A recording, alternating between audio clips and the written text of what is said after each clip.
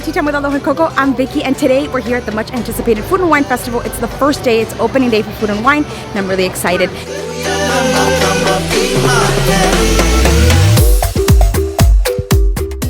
So we just walked in, and one of the main things that they have here at Food and Wine Festival is a collection of merchandise. Some of that merchandise being like collector's pins.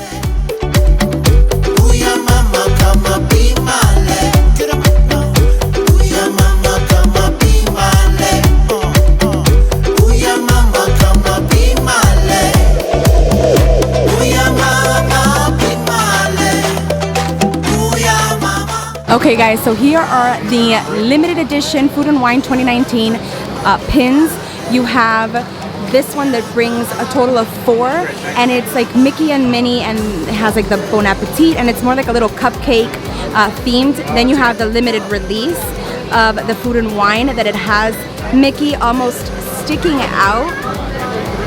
It was crazy getting here today. It sticks out, and then it has like the little back that says Epcot International Food and Wine Festival. Then you have Cinderella with Gus Gus, and the little teapot with the cheeses over at the bottom. And Cinderella is almost like a 3D look. That is also limited edition. Well, all of them are. Then you have the Winnie the Pooh with the honey pot. Then you have Mowgli for the Jungle Book, also 3D. The characters are sticking out 3D. Then you have the limited release. It's 11 pin collections, and it's, I think there's like 11 that you could collect, but it's like a mystery, and it's these. Then you have the Star Wars. We have those. Then you have the one that says Magic of Honor, and then the Illuminations Farewell. We already know we have a different fireworks show, and then some limited edition ones that I think they may be year-round. I don't think it has anything to do with Food and Wine. So those are it, and there's an incredible line of people waiting to purchase these.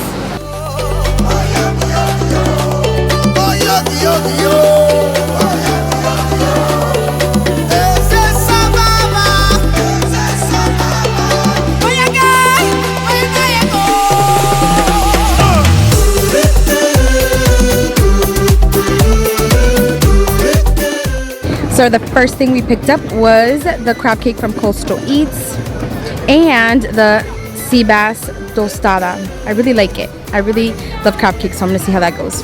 So the first thing I'm gonna try is crab cakes. Mm, so good.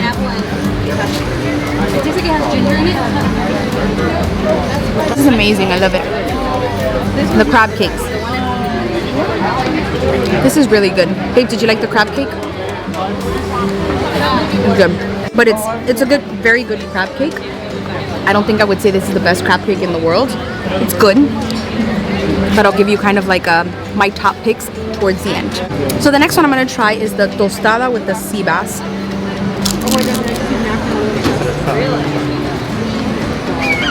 I need you both to stop. I like the bitterness of it. No. It's like really bitter and sour. It's the cabbage, and I think that's the reason I like it. It has like some spice in it too. It's really good because it has that bittery. From Earth Eats, we picked up the Impossible Burger. I was too hungry not to take a bite, but so far so good. Okay, so out of the 3, put them in category. Wait, but we gotta get the... No, but so far out of the 3, you got 3 right now? Okay. So between Coastal Eats and Earth Eats... No, between the 3 plates that you got. Earth Eats and Coastal Eats, I would probably say the Impossible Burger is top for me.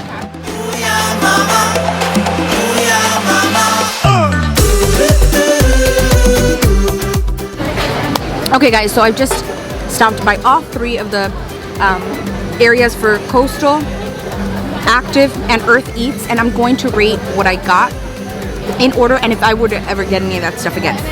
So my favorite one from all of the eats was definitely the Impossible Burger. I loved it. The second one would probably be the crab cake. The third pick would be the mac and cheese from Active Eats, and then the last one would be the tostada with the bass. I'm not necessarily a fan of the bass, so I probably would I would not order it again. It was good to try. If out of all the things that I had, I would order again the Impossible Burger for sure.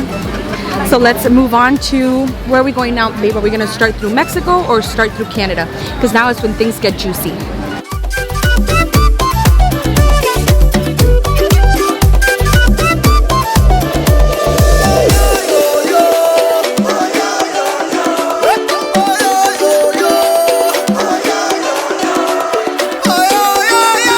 So we are trying this sundae. It's like I believe it's made out of like almond milk or almond stuff.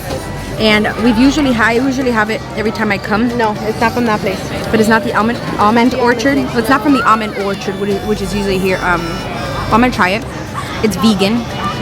It says FW Mimosas. I don't know what that is. It's really good.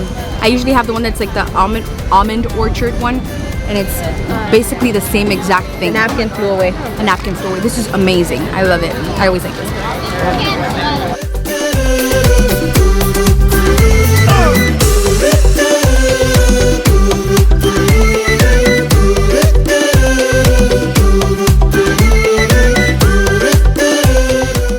So we got the shrimp from Australia, and it looks like it has some spice to it.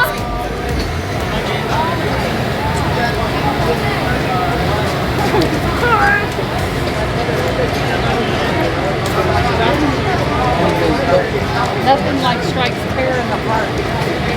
It's good. Nothing out of this world. Definitely, if you're coming and you're like trying to look for the best piece, like the best dishes, I guess, this is definitely not top one at all. So reserve your money for something else, because this wasn't anything out of this world.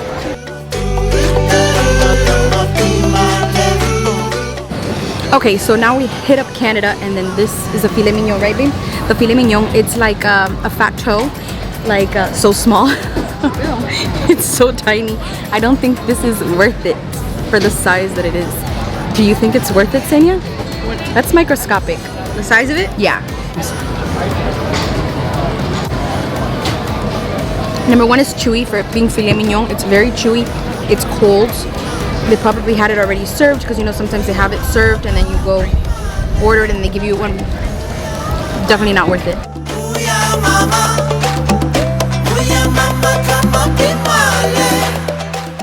So we ended up stopping at France, and we got the braised beef with potatoes, also very small portion, pordios. And then we got, what is this called? Creme brulee, sorry. Creme brulee. So we're gonna try both of these. Babe, join me. There's so much gristle on this. This is what I got that doesn't have gristle. Can you guys spot it? Yeah, because I can't see it either. That's the only thing that doesn't have gristle.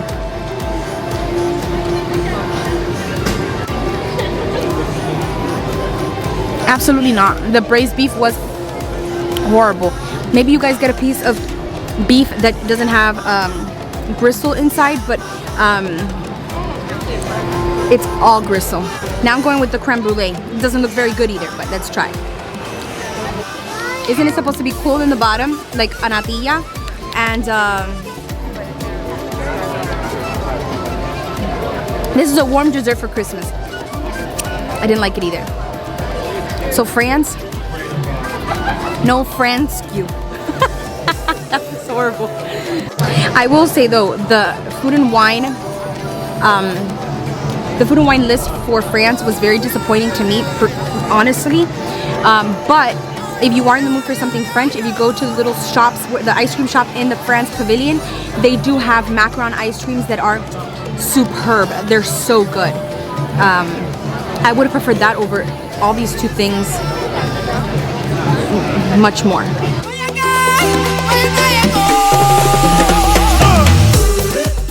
So we stopped at Brazil and we picked up the cheese bread. We tried it the last time, we didn't like it.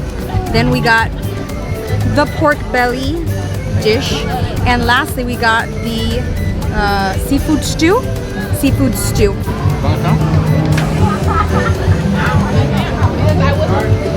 I don't care for the bread. It's good, but I don't care for it.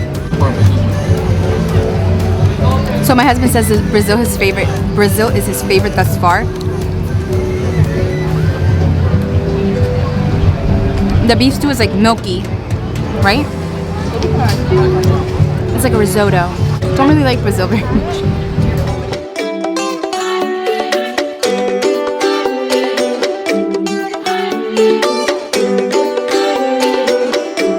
So we just stopped by Japan and I got the chicken teriyaki. It looks like bao. So I'm gonna try this. This has actually been here a couple of times before.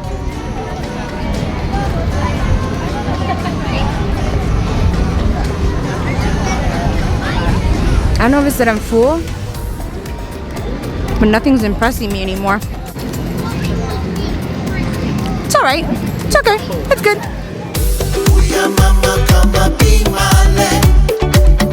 Okay guys, so we went to Africa. So we got the spicy shrimp, we got the beef, and I'm gonna try all of them. The prettiest one from all of them seems to be the shrimp. And it's supposed to be spicy, so let's see how that tastes.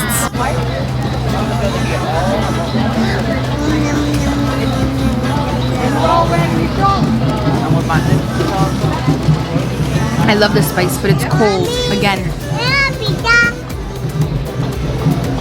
It's really good. If it were heated, it would be perfect. But it's really cold. Now we're going to be trying the beef. This is actually better than the filet mignon. This is better than the filet mignon, and it has like a sauce on it. It's like a glaze. It's really good. Guys, this is 10 times better than the filet mignon from Canada. This is the beef from Africa. It is amazing. Okay guys, so we are heading back home. Food and wine. Senna, what would you rate food and wine? 1 out of 10, what would you rate food and wine? 5. I was gonna say a 5. I really wasn't in love with all of the food. I think I don't know. I feel like a lot of the things were cold. A lot of times I got dishes and they were like the food was cold. I don't know. There's just a lot of things simple little things like the temperature of the food that would have made a huge difference. I do feel that like when we come back, things like this will improve it, because I'm sure that they get a lot of feedback and things like this will improve the food. Like if you come a later time, but I would say if you are planning on coming to Food and Wine, wait until November. The temperature's much cooler. You're in a better mood. It's not so hot. The traffic dies down a bit. I will say that we did not wait almost anything at all. I don't even think we waited a single line.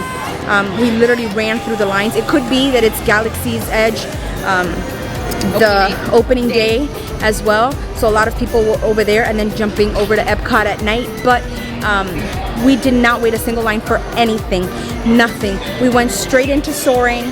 We went straight into, my husband went straight into Test Track. We did Nemo, the TED Talk. TED Talk. Welcome to my TED Talk. TED Talk.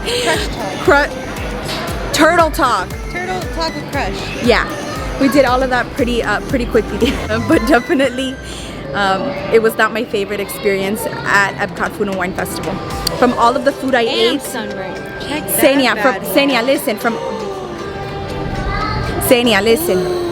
from all the food we ate, what was your number 1? The Impossible Burger. The Impossible Burger. So I'm gonna tell you my recommendations. Number 1, the Impossible Burger. Number 2, definitely the beef from Africa. Then I'll just start piling on from, what did I eat? Oh, the crab cake was number 3 for me, the crab cake from Coastal Eats. And then I'll top it off with the loaded mac and cheese. That was my stuff. So, thank you guys for watching, and I hope to bring you more joyous adventures in the near future. Okay. Signing out. Thank you for watching. Don't forget to click like, comment, share, and subscribe. Until next time. Bye.